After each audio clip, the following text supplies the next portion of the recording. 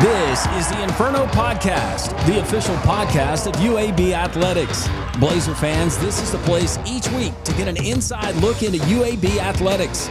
This episode of the Inferno Podcast is brought to you by the Alabama Department of Public Health and Pearl River Resort.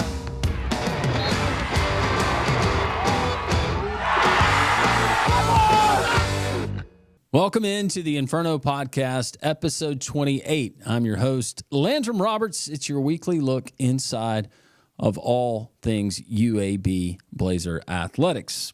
Each week, the episode rundown is brought to you by Legacy Credit Union, the official credit union of UAB Athletics. Coming up today on the show, Mark Ingram, UAB Athletics Director, sits in. We kind of recap the week that was and look ahead to exciting matchups coming up this week on the South Side and beyond. Our Coach's Corner segment, UAB baseball coach Casey Dunn. The Blazers off to a great start as they continue non-conference play, getting ready for their conference side of things when the American schedule cranks up. And our student athlete of the week, Colin Daniel. He's going to be sitting in, learn more about the star right-handed pitcher for Casey Dunn as Blazers continue the early part of that season. That and so much more. It's episode 28. And it's the Inferno Podcast. We're glad you're with us. Trent Dilfer here, head football coach of the UAB Blazers. I want to tell you about my friends at Legacy Credit Union. Legacy began as University Credit Union in 1955 and remains committed to UAB faculty, students, alumni, and fans. Not only do they support the Birmingham community, but they are also proud sponsors of UAB and UAB Athletics. Visit LegacyCreditUnion.com and find out why you should become a member today. The Inferno Podcast, Blazer fans, we've made it really, really easy for you. There's a lot of different ways that you can consume this podcast each and every week, and we certainly appreciate you doing that. But you're going to appreciate it because we're going to keep you up to date on everything going on within the athletics program of the Green and Gold. YouTube, it's pretty simple. At Inferno Podcast UAB, like, subscribe, ring the bell, tell your family about it, your friends, your neighbors, spread it around the office. This thing is going to catch fire, literally. Appreciate you joining us there on YouTube, but also Instagram. You can find us Inferno_pod on Twitter, or the X if you prefer, at InfernoPod_UAB. On Facebook, that's kind of the OG, right? UAB Athletics. You can find it there on Facebook. And, of course, you can go to UABsports.com. We got links. We got all different ways. There is no excuse for you to miss the Inferno Podcast. As UAB athletes, there's nothing we like more than the reward of pride. Around here, we say we win as one. One. And to keep cheering for the green and gold. There's one thing we need from you. Ask your doctor about an RSV vaccine. And help protect everyone. Our littlest Blazers and our most seasoned fans are most at risk from RSV.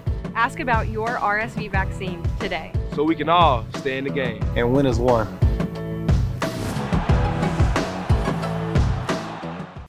Welcome back into the Inferno Podcast. Landrum Roberts along with UAB Athletics Director Mark Ingram. Mr. Ingram, how are you this week? I'm excellent. Thank you. How you doing? It's busy time. We've got spring. We got beautiful weather. It's time to break out the shorts in some cases, but bring along the blanket and the quarters up for the later innings. Yeah, we've got a lot of baseball and softball happening, which is fun. We had a great weekend this past weekend, swept North Alabama, and great weather. It was windy, but, beautiful weekend. And, of course, we played Memphis in basketball. I want to thank all of our fans that came to Bartow Arena. Man, I hope you'll come back tonight when we play Florida Atlantic at 6 o'clock. It's an earlier tip time than we usually have, but it was the type of crowd that Bartow Arena is supposed to have, and it was the environment that we're supposed to have, and just couldn't be more appreciative, really, to the people that came out. Yeah, you got senior night tonight with men's basketball, and you mentioned that versus FAU. Before the Blazers take it on the road one final time during the regular season as they take on Tulane. They're in New Orleans. But you talk about the environment inside of Bartow Arena.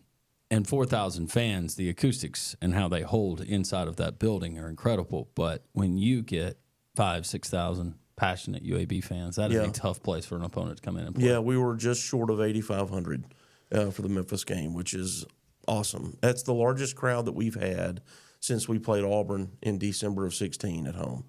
And it shows. I mean, it makes a huge difference. The team responds to it. I think all of us appreciate it too. It just makes the event more fun, and I'd like to see that more and more. Again, we're grateful to the people that were there, and again, just hope that you'll come back. And I'm thankful to the Memphis fans that came. That's part of also what makes it a great event is you get the opposing team. They've got some people that travel down, and that's what makes it completely full the way that it was. And we only had like a few more tickets that we could have sold, and they were on the very top row of the building. Yeah, that game on Sunday was everything that you think it should be, that this rivalry, no matter the sport, epitomizes and what we got, and it was highly entertaining. Unfortunately, Blazers falling to the Tigers in that one. Well, today's weekly update is brought to you by the Alabama Department of Public Health. To help protect all UAB fans, ask your doctor about your RSV vaccine today so we can all win as one. Conference tournament coming up, and we know what that means, especially to teams out of this league when it comes to bids and March Madness. But you have the regular season to conclude and to wrap up. And this is a Andy Kennedy basketball team. We talked about it off the air. They're fully capable any night against any opponent that they play. Yeah. The question is, do they have their best for last? And that meaning the last two games of the regular season this week, and then, of course, the conference tournament coming up in Texas. Yeah, consistency, right? It's consistency with energy and focus and defense and, hustle plays and boxing people out and rebounds. We got out rebounded by Memphis, and that doesn't happen much to us, and that's probably the difference in the game. And there was a couple other statistics you could point to, but that's probably the difference, and there's a lot of effort involved in that. Now, at the same time, Yaxel Lindeborg was in foul trouble, which he usually is not. And for the guy that's blocking as many shots as he's blocking and getting as many rebounds as he's getting, he doesn't usually get in foul trouble, but he was, and that created a matchup problem for us. But we could beat everybody, and we certainly proved that we could have beaten Memphis the other day, though we didn't. But we could, and we proved that by leading for the majority of the game. And, I think that consistency is the key, and got to have a few guys make some shots outside, got to keep playing hard inside, and then, there's nobody that we couldn't beat. Meanwhile, women's basketball team coach Randy Norton, the Blazers continuing as they close out their regular season, getting ready for the conference tournament, and it has been a grind on that side this season, to say the least. Yeah. He's had some injuries that have really, and this seems to happen, unfortunately. He's had a couple of years like this, more than a couple, where he loses key players that he relies on, starters, to provide valuable minutes and scoring that just don't finish the season because of an injury, which of course they can't help, but that makes it tough. And so they'll play this coming weekend down in Fort Worth. The basketball tournament's in Fort Worth at a place called Dickey's Arena. It's funny, they don't have a tenant. It's this gorgeous arena. It's not where TCU plays, though I think they have played there, but it's not their home arena. They've got a beautiful on-campus building, but this place is stunning. I mean, it's really, really nice for anybody that wants to go. I hope you will go. So our ladies will play this weekend. The guys will play depending on how we finish up, either Thursday or Friday, of next week. And I'm hoping that if we can finish in the top four, we get a double bye on the men's side. And this is the last year we're going to go to Fort Worth. So Birmingham, by the way, has put in a bid to host. Hey. Yeah, you never know. And so I think what's to our advantage, we haven't discussed it in the league yet, but what's to our advantage is that we put a bid in for both the men's and the women's tournament. I think people prefer that. There's some cities that put in to host just the men's tournament. And I think the challenge there is, what do you do with your band? And, you got your cheer and your dance team. What are all these people doing? You can't be in two places at once, but if you're in one city and the event is happening at the same time, they can go to both those things. And, people like me are not important, but there are other sort of administrators that are there with the teams that would like to go, if they could, and would go to both. So I think having it in the same city, there's a lot of advantages to that. I don't know if Birmingham will get it or not, but I think we got a decent chance. And who wants to break up the pep band, right? Nobody wants to break up the pep band. Come on. That's a tight-knit group. Yeah, well, like I said, you just can't have them in the same place at the same time. And Those are some things, though, honestly, I never thought about. And it's a long time. It's like 10 days. Yeah. So you're gone for a long period of time and sending them to 2 different cities. I mean, but there's an expense to that, and there's just a lot more to it. Than Your busiest time of year this year? Yeah, this was probably the busiest time when both basketball teams are still playing. Baseball and softball start. Everybody's got a weekend tournament. We've got golf is going on, men's and women's golf. We have men's and women's tennis happening. We just hosted the conference indoor track meet over at the Crossplex. All this is at the same time. You have a similar thing when basketball season starts in the fall, but it's worse right now. There's like 6 weeks of something, if not more than one something every day. You see why baseball and softball have so many uniforms. They play so many games. They play a lot of games. You got to have a lot of different unis, settings. Mm-hmm. Weather could always be different, especially this time of year. Got to have long sleeves. You got to look good. You look good, you play good. Feel good, look good, play good. I mentioned men's basketball, women's tennis having a nice season. Yeah, they really are. They won the other day. They beat Georgia State last week on Senior Day, which was nice. Played out at the Hoover Met, which is a great facility, and had a really good crowd out there. Mark Chia has been with us for a long time, our head coach, and he's a great guy. His wife, Jenna, works on campus at UAB, and they really treat the team. It's a real family dynamic with their team and the two of them and their staff. So, yeah, I'm proud of him. And our guys are playing pretty well, too. We've got a first-year head coach there. And so, I feel like that those teams are progressing in the right way. Another team that's progressing in the right way, UAB men's baseball. Not that there's another baseball, but UAB baseball. Yeah, we've beaten North and South Alabama. We got both ends of the state covered.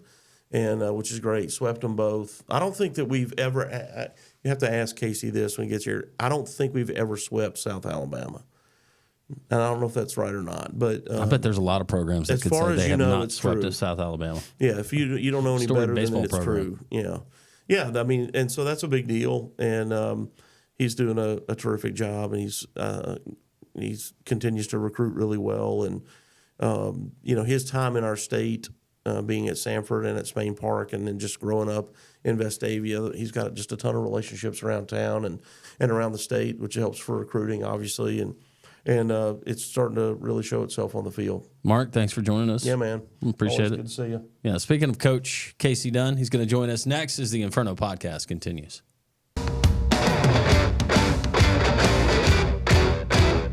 Welcome back into the Inferno podcast, Coach's Corner, presented by Pepsi and Viva Health. UAB baseball coach Casey Dunn. Coach, welcome back into the Inferno. How are you? Doing great, man. Good morning to you. Last time we talked to you, you had the dust off of the gloves. You had everybody participating, inter-squad games, and getting ready for the season. But now that the season has officially started, I know it's a long one, but it's a pretty good start. You talk about, in our world, the season's in several different phases, and the first phase is that non-conference piece before we get into conference play. And, we're a little over halfway through that at this point, and so far it's been good, man. A couple setbacks that obviously are disappointing, but a lot of good days, and guys have played well. So definitely been an encouraging start. That first weekend where you went up on the East Coast and you knew it was going to be cold and weather was going to play a factor. You open up with Maryland. You got some big-name programs that are in there. But being that first weekend and being baseball, how do you evaluate that I think, coach? I think the biggest thing is just, how you feel your guys are prepared, how you handle different situations, how you adjust to the game. So much about baseball is being able to make an adjustments pitch to pitch, inning to inning, and just seeing if, were we prepared for that, and there's a big learning curve, from day one to, the 56th game. You learn a lot, and there's a lot of adjustments that go in throughout the season. And, it's individual. Baseball is such an individualistic sport. It's definitely the most individualistic of the team sports, I feel like. So, guys have to be able to do that individually. And, our job as coaches try to help them make those adjustments. How are you compartmentalizing the game? Different sports, I hear different coaches and their philosophies, whether it's a basketball coach. Let's win this 4 minutes. It's a football coach. Some say it's a one-game week, but also it's play to play. It's quarter to quarter. Win this 15 minutes. How do you do that?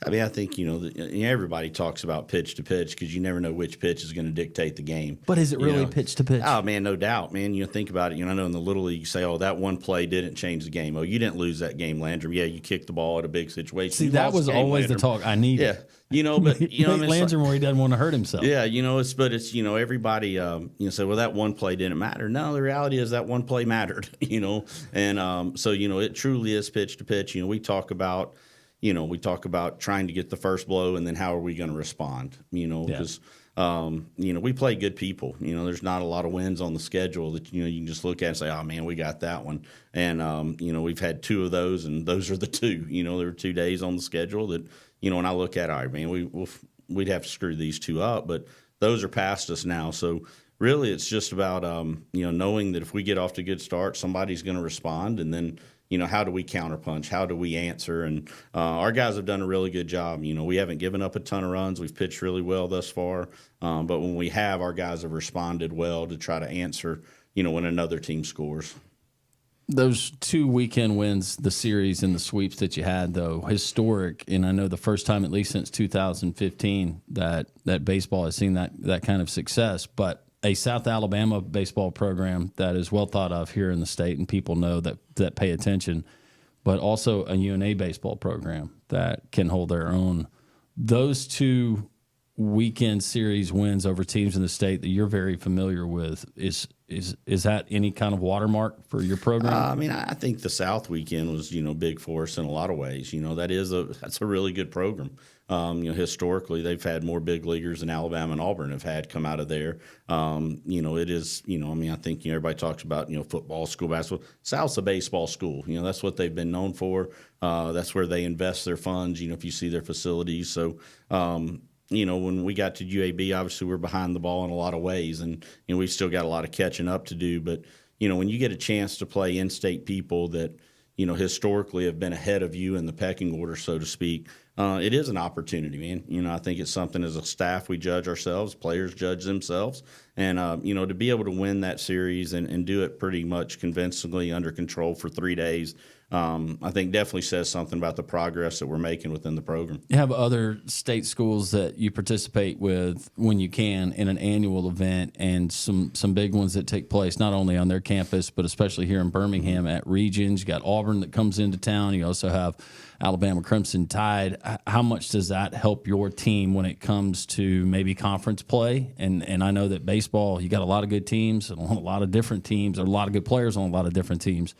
So maybe by whether you play in this conference or that conference, there's a lot of good baseball is what I'm saying. But how much does that help you? Well, I think it's necessary. When you look at the top of our league, you take East Carolina, for example. East Carolina, they've hosted regionals, super regionals. They've had a better program than Alabama and Auburn has for a while now. So, if we're going to compete at the top of our league, we have to be able to compete against those schools in the SEC as well. And, we're fortunate to be where we are geographically that, in baseball, you need games. Teams need road games for RPI reasons. And, we're able to get, those teams here. I think this year we have 5 SEC games on the schedule, which is good for us. It's a good exposure piece. Our guys like playing them because, again, you want to play good people.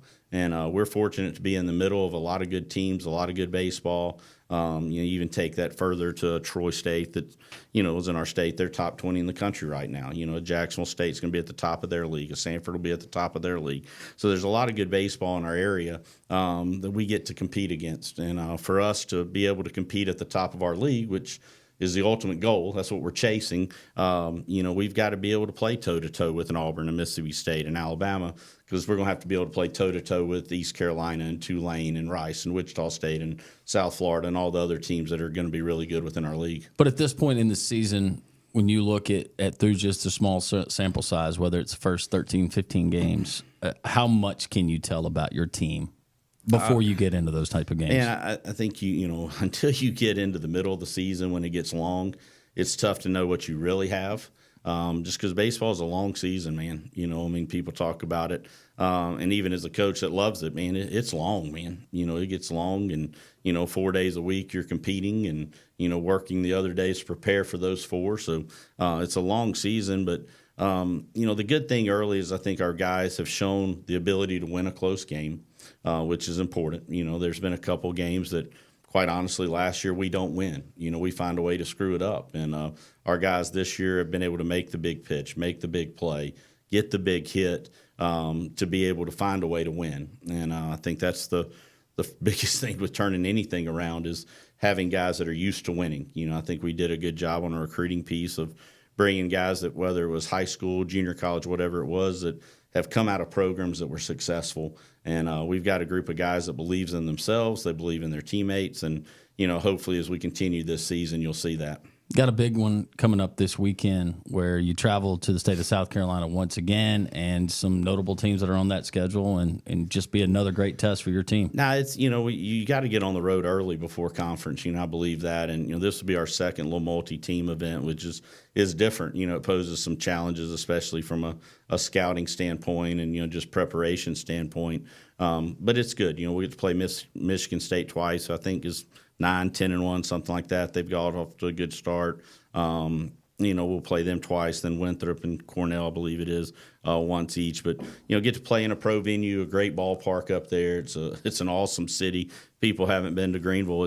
They've done an awesome job along the river downtown, and we'll get to stay right there so the guys can walk and walk to the ballpark, walk to eat, whatever. Families that travel will be able to do the same thing. Once you get to the hotel, you really don't have to get in your car. So it's a good trip. We made it in my previous school. We played up there a bunch, so familiar with that area and the facility, and looking forward to taking our guys up there and, like I said, hopefully make a great weekend of it. Well, it's going to take great pitching. We know that, not only this weekend, but all season long. One of your star pitchers, we're going to join him next, our Student Athlete of the Week segment, as the Inferno podcast continues.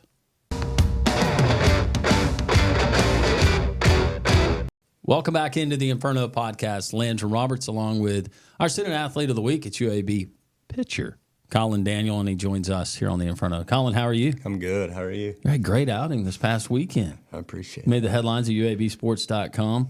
Outstanding effort versus UNA. Let's talk about the season. Some of the stuff will be a recap, but a different point of view from you, because we talked to Coach Dunn. First part of the season, things that you saw as maybe challenges that your team and your teammates had to meet this season, basis what was expected. What would you say? How has that gone on some of the deficiencies coming in the season, some of the strengths of this team through what you've seen? I'd just say that we had some new guys come in that, it takes a little bit to get to know each other, but this group of guys that we got, they like baseball. They like to have fun at the field. It's a joke around group, but when it comes down to it, we're winning ball games. Are you a joke around type of guy? Yeah, kind of, in the dugout. You seem like you don't get too crazy. No, I don't. I'm a pretty simple guy. Yeah, but you got the pitcher's beard working for you. I do. Is that a thing now with you guys? Sir? Is that a thing with you guys now? Is that the thing for the season? I mean, are we doing the mullets again? When are we doing it? I just shaved mine. I just got back and I shaved mine just to be on this podcast, but you cannot say the same. I don't know if I'll ever go back. No, it looks good. It looks good. Is it like a tick with you in between pitches? Oh, it is. It's more of a frustration tick more than anything, but when bad pitch, I'm probably going to rub it a couple of times. Okay, well, you save on a sports psychologist and having to deal with him and keeping him on retainer, then you just go to the coping mechanisms that work. Pitcher Colin Daniel joining us here on the Inferno. Let's go back to this past weekend, though. You were in command, liked your stuff. What do you see in here early in the season? I mean, I wouldn't say I've pitched my best game. Coach Dunn will tell you that. I walk a couple guys, but at the end of the day, when you're getting zeros, helping your team win, that's what means the most to me. Is if I give my team a chance to win, I've done my job that day. I always preface this like everybody who comes on this podcast is going to lie. I don't mean that at all. I know what Coach Dunn just told me on how he looks at a game, or maybe the early part of a game, pitch to pitch. I'm assuming now that I'm going to ask the question, you're going to say the same thing. But what is your mindset when you're going up there? Is it different for different hitters? I mean, I try to attack every hitter, just faceless opponent, just right-handed, left-handed. Don't matter what your batting average is. Are you trying to strike out a pitcher or a batter on every single pitch situationally? I'm not. I'm trying to force the ball in pitch the to zone. contact. Yes, sir. Okay.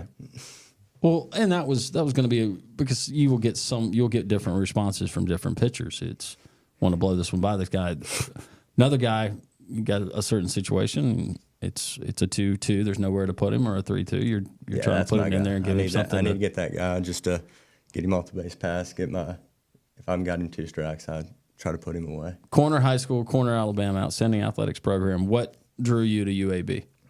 Coach Dunn. Coach Dunn was the first person to give me an opportunity at a high school. Talked to some other schools, but Coach Dunn was the only one that gave me an opportunity over when he was at Sanford, and then when he made the switch over here, I decided to follow him. He had a great career as a player, as a catcher, but certainly knows the game and knows it from a pitcher standpoint as well. How is that dynamic with you working with him and his philosophy on certain pitches, placement, and when to call them? I mean, he gives us a hard time. I mean, but I know when I do when I make a mistake, just like hitting somebody. What is an idea? Give us an example of him giving you a hard time. When you hit somebody with 2 strikes, you should go your whole life without doing that. So I can hear from up there on the mound. I can hear the clipboard from the mound, but I know I didn't. That I don't need to do that. So no, it's a quick story on your coach. The first game, I think it was a couple of seasons ago. I had been in the park. I had parked. I drove up. I got there. It was the bottom. I don't know the inning. It was in the early part of the game. And I had not been there 5 minutes, and then he got chunked. He got shown the parking lot. I thought, this is great. I believe it. This is great. This is the fire of your coach. Yes, sir. As we're here in the early part of the season, though, we have conference games that are going to be taking place. This squad, your teammates as a whole, how are you feeling right now? I'm feeling good about it. We want to play baseball. We like being out there. It's a joke around group, but like, when it comes down to it, we're ready to play. We think we can beat anybody. It showed in the last 2 weekends that we can go up and if we play good baseball, execute pitches, have good swings, that we can beat anybody. What is life on the road like with a college baseball player? Because I've seen it in the basketball realm. I've seen it in the college football realm and traveling with a team. What's it like for you guys? It's a lot of hotel hangouts and walks to Chipotle. That's about it. We sit around in the hotel. We play. We just hang out. It's a good group. We like to talk to each other in the locker room and in the hotel. It's just we hang out a lot. All right. We're going to have our lightning round coming up. That's where you're going to answer certain questions. Oh, boy. No big deal. Some people are good at it. Some people aren't. Yes, sir. Colton Daniel, he continues the Inferno. The if in life. It's a world of possibilities. If you go for a night out with friends. If you can keep an eye on your money along the way. If you know you have overdraft protection with no fee transfers from savings, when you get a low balance alert, it's easier to say yes to fun. If that sounds good, try Regions Life Banking. Stay ready for the if in life. Regions Bank embrace the if in life. Welcome back into the Inferno podcast. Landrum Roberts, along with Colin Daniel, UAB pitcher. He's our student athlete of the week. Colin, we got the Inferno lightning round. This is questions you have no idea. Don't be looking on my screen.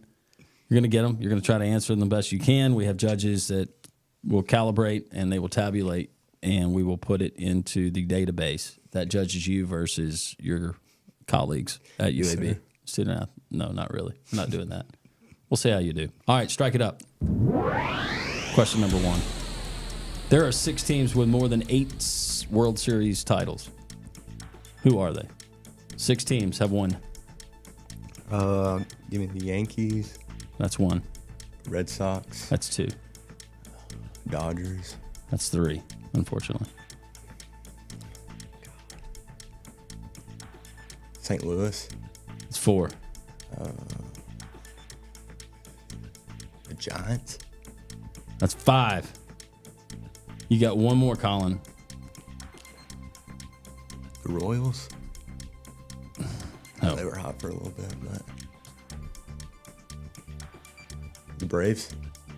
I wish that was the case, my friend. God, what state? Boston. I said the Red Sox. You said Red Sox? I did say the Red Sox. Did you say the A's? I did not say the A's. That's who it was. I wouldn't have got that one. That was really good, though. Okay, here we go.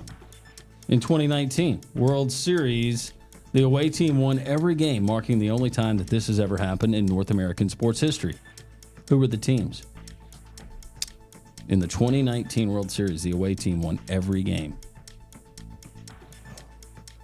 Away team won every game. I'm trying to think of who was in the World Series in 2019. Was that Astros Dodgers? No. I'm not sure who was in the. Maybe one of those teams. The Dodgers? The other one. Oh, it was Astros Red Sox, wasn't it? No? I'm not sure on that one. It's World Series, so it can't be Astros Red Sox. No, it can't. It's a team from the National League. Come on, Colin. I'm drawing a blank. I'm not sure. I'm giving up. Nationals. Oh, no, that was the one you forget about. Yeah. Nationals. They were sneaky that year. They were. Okay.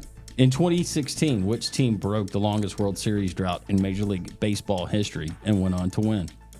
The Chicago Cubs. That is correct. Who has the most Cy Young awards of all time? Most Cy Young awards.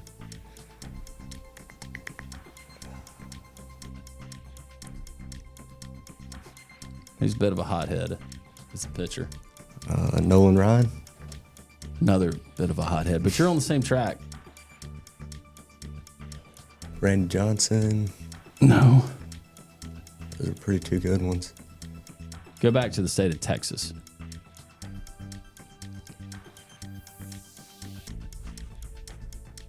This is a tough one. I don't know. Really good pitcher from the state of Texas. Really good pitcher from the state of Texas. Not named Nolan Ryan. That's the one that's jumping out to me. I'm having Roger Clemens. I know you feel bad about that one. Who has the most MVP awards of all time? Barry Bonds. Yes, that is correct. He's pretty good. More about you. You like to cook or get takeout? Takeout. Who is your favorite professional sports team? I had to say it like that because I've been saying pro team and everybody's been thinking of it and asking about their favorite protein. So while we're at it, steak, is that yours? Yeah. Okay. Professional sports team. The Houston Astros. Even Really? though it sounds bad. Bunch of cheaters. 2019. Bunch of cheaters.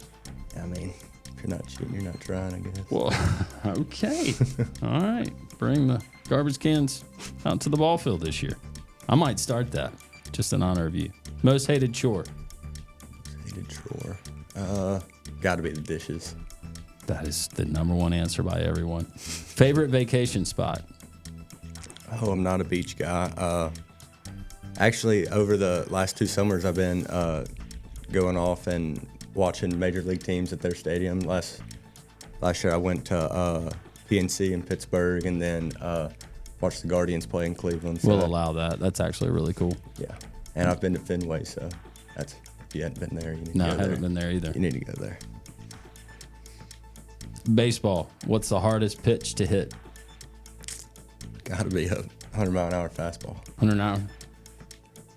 Letter high. Oh yeah, I'm not hitting it for sure. What about favorite sport to go and watch in person? Is it baseball? Yeah, it's other than baseball. Yeah. You got another one?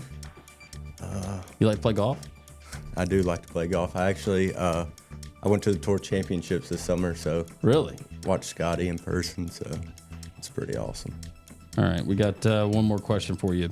Favorite athlete? If you could go back in time, select one athlete, who would that be? Oh, it's got to be LeBron or David Ortiz. I was a big David Ortiz guy growing up, so Okay. because I know you don't pick the PO life, it picks you. So Yeah. when I was growing up, I thought I was going to be the guy that hit home runs, but I wasn't. Those weren't the cards I was dealt. Well, better answer would have been you could have gone back and watched Casey Dunn in high school, in college. The guy could rake. He was clutch. I believe it. He was clutch. Colin, we appreciate you joining us. Yes, sir. Thank you. That's Colin Daniel. He is a pitcher for the UAB Blazers. You can follow him in the Blazers all season long, UABsports.com. More to come. It's the Inferno Podcast. Well, that's going to do it. Episode 28 of the Inferno podcast. We appreciate all of our guests for dropping by.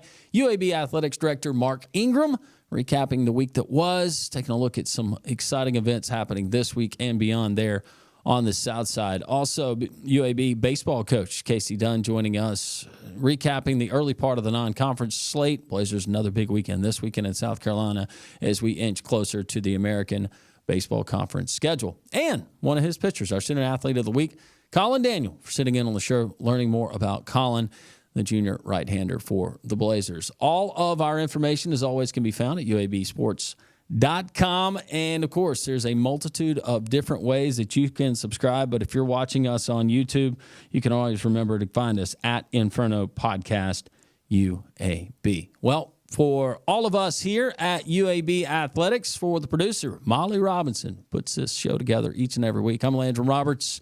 Go Blazers. Thanks for joining us here in the Inferno. This is the Inferno Podcast, the official podcast of UAB Athletics.